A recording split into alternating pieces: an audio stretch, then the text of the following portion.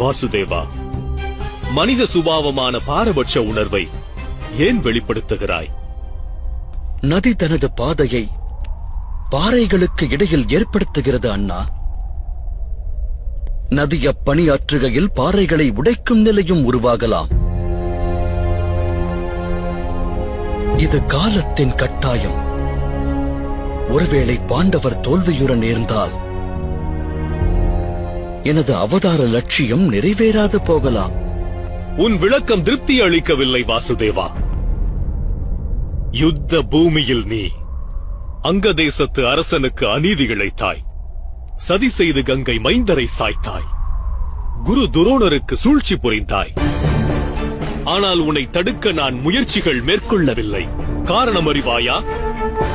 காரணம் வீழ்ந்தவர் வீரர்கள், யுத்த பூமியில் நின்றவர்கள்.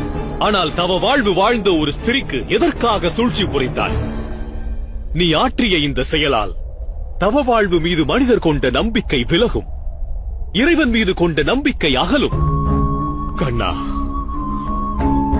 உன்னை தவறானவன் என உலகம் தூற்றும்.